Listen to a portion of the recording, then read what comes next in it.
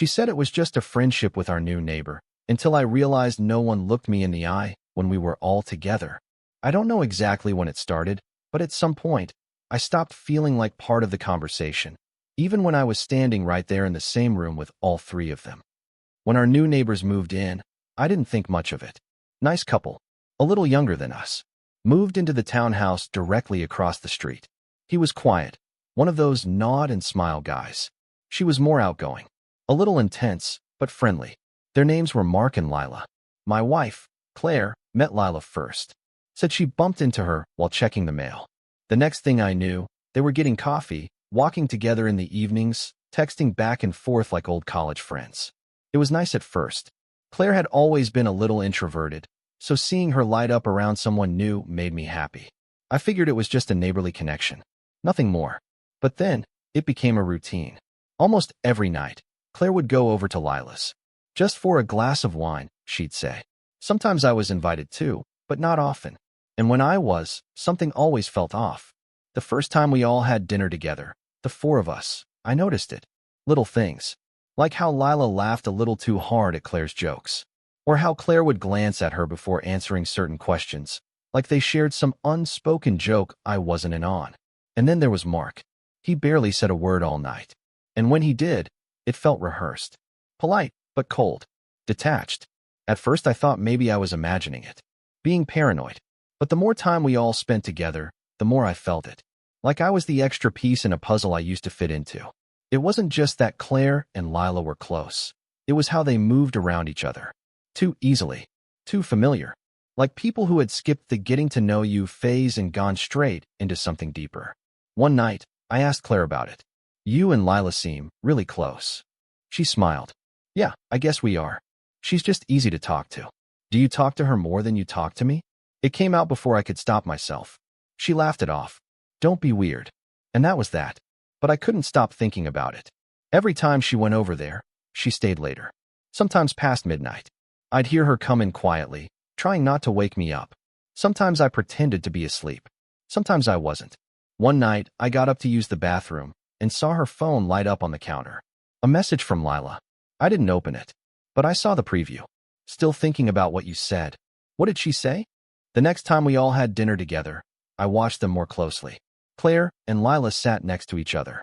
Not across, next. Lila touched Claire's arm when she talked.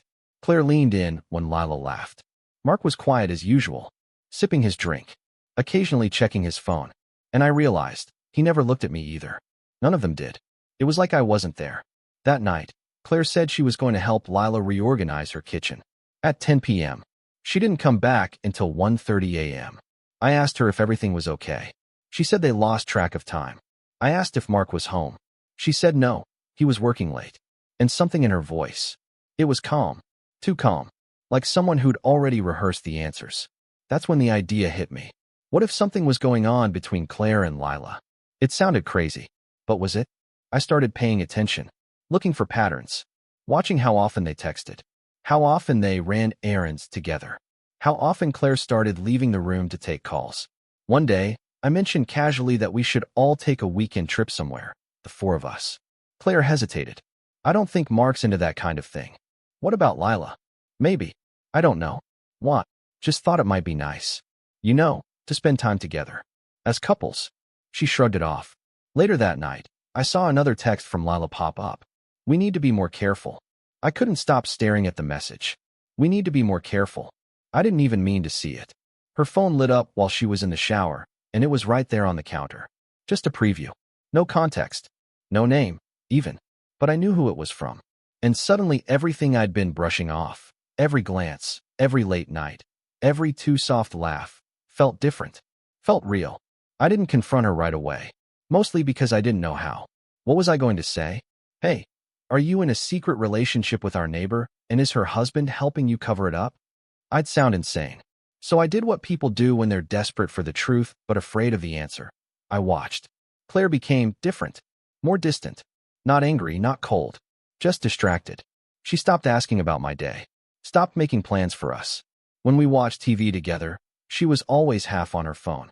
She smiled more when she texted than when she talked to me. And Lila? She was around more than ever. Coming over with wine. inviting Claire out for yoga, dropping off extra baked goods she'd made. Once, she hugged me at the door. Quick, casual, but she smelled exactly like Claire's sweater. I didn't even know what that meant, but I felt it in my chest. Then came the day that pushed me over the edge. I came home early from work, surprise half day. I walked into the house and heard laughter upstairs. Claire's voice, and Lila's. They weren't doing anything wrong. Not technically. Just sitting on the floor of the bedroom, going through a box of old photos Claire had pulled out of the closet. But the moment they saw me, they froze. Claire's smile dropped. Lila looked away. Hey, I said.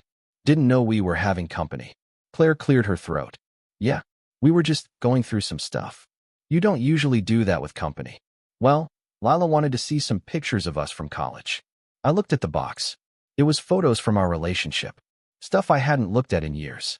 Why? Lila stood up, brushing off her jeans. I should go. She left quickly. Claire didn't stop her. I sat down on the bed. You want to tell me what's going on?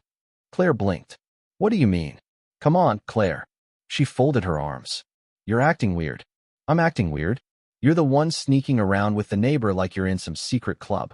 Late nights, whispering, avoiding me. I saw your phone. Her face changed. You're going through my phone now? I didn't go through it. It lit up. The message said, we need to be more careful. Careful about what? She didn't answer. Just shook her head. This is ridiculous. Then tell me I'm wrong.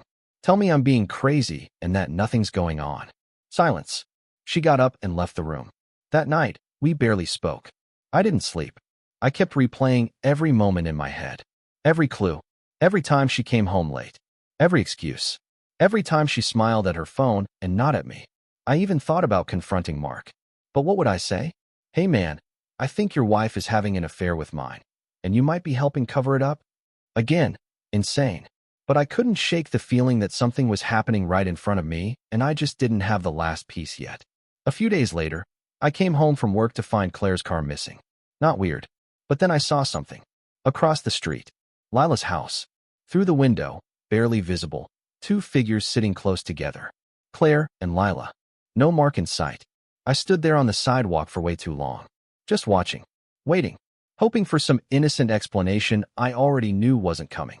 I don't know how long I stood there on the sidewalk. It could have been 2 minutes. Could have been 10.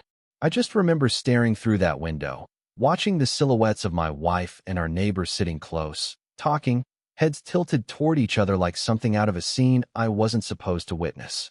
I didn't barge in. Didn't knock. Didn't say a word. I turned around, got in my car, and drove. Nowhere in particular. I just needed to not be there.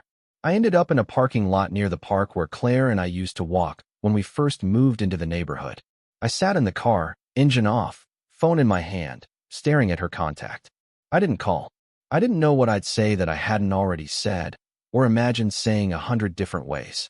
When I got home, she was already back, sitting on the couch, watching TV like nothing had happened. Like I hadn't just watched her across the street, locked in whatever secret world she and Lila had been building behind my back.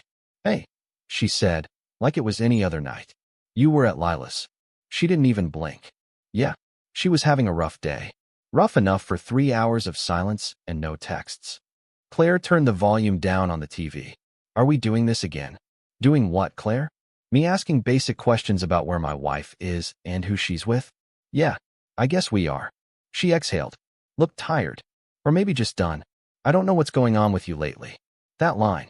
With me. Like I was the problem. I'm just trying to understand what's happening. Why you don't talk to me. Why you spend more time with Lila than with your own husband.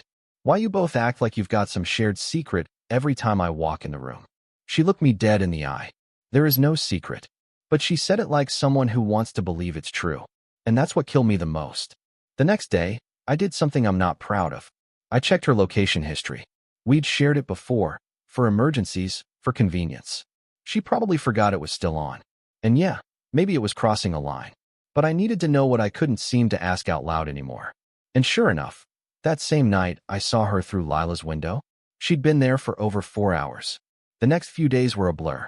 I started pulling away, going to bed earlier, leaving for work without saying goodbye. I couldn't pretend anymore. Couldn't smile through it. One night, I heard her crying in the bathroom. But when I asked if she was okay, she said, just tired. So was I? Eventually, I gave in. I called Mark. We hadn't spoken one-on-one since the first awkward double dinner months ago. When he picked up, he sounded surprised. Hey, what's up? I just need to ask you something. Okay. Is there something going on between Claire and Lila? Silence. Not a gasp. Not a what? No, just silence. Mark. He sighed. I don't think it's what you think it is. Then what is it? Look, I can't speak for your wife. But Lila gets attached. Fast. She likes intensity. She likes being the center of someone's world. And she doesn't always care if that someone's married. My stomach twisted. Are you saying she? I'm saying I've seen this before. She finds someone, builds them up, pulls them close, and then things get weird. Has anything happened between them? I don't know. His voice dropped lower. But I know Lila's been through a lot of friendships that ended messily. Usually when the other person figures out what she's really doing. After that call, I didn't sleep. I lay in bed, staring at the ceiling, trying to convince myself that maybe Mark was just being vague. Maybe he was just deflecting. Maybe I was still wrong. Or maybe I was right in all the worst ways. The next morning, I didn't say much to Claire. Neither did she. We moved around each other like strangers in our own house. Not angry, just empty. Until later that night. She came into the room, sat on the edge of the bed, and said, I talked to Lila today. I didn't respond. Just waited. I told her I needed space. That we needed space. She was holding something in her hands, a note. Handwritten. She left this in the mailbox after I didn't answer her texts. She handed it to me. I unfolded it slowly. It wasn't long. Just a few lines. I know you feel it too. I didn't mean to mess things up between you and him. But I can't pretend anymore. I'm tired of being just your friend. I read it twice. 3 times. Then looked up at Claire. Her eyes were red. But she wasn't crying now. Just tired. Honest. Nothing ever happened, she said. Not physically. Not emotionally. Not in the way you're probably thinking. Then what was it? She took a deep breath. It started off normal. We just clicked. She listened, asked questions, made me feel seen. And then it got weird. Subtle things. The way she touched my arm. The way she'd get jealous if I mentioned doing anything with you. She looked down at her hands. I didn't want to admit it. Because part of me liked the attention. Not romantically, but it was nice to feel needed. Especially when things between us got quiet. That hit me. Because it was true. Things had gotten quiet. We'd let life get in the way. Let the routine take over. But that didn't mean I deserved to feel shut out of my own marriage. And it didn't mean she deserved to be pulled into someone else's emotional game. Why didn't you tell me? I asked. Because I was afraid you'd think exactly what you thought. That I was cheating. That I'd crossed a line. And I guess, I wasn't sure how far things had gone emotionally. But I know now. It wasn't about her. It was about me escaping. I nodded. Slowly. I thought I was losing you. She looked up. You weren't. But I was definitely losing myself a little. That night, we didn't fight. We didn't lay blame. We just talked. For the first time in months, we talked without tension. Without games. Without someone else's shadow in the room. The next day, Lila's house was quiet. No cars out front. No music. No wine deliveries. A week later, a moving truck pulled up. She was gone before we even saw her. Mark didn't say goodbye either. And honestly, that felt right. Claire and I are still working through things. Some days are good. Some are quieter. But we show up now, more present, more aware of how easy it is to drift when you stop checking in. Sometimes, I still think about that window, the one where I stood watching them, certain I was being lied to. Turns out, I wasn't wrong to feel something was off. I was just wrong about who was pulling the strings.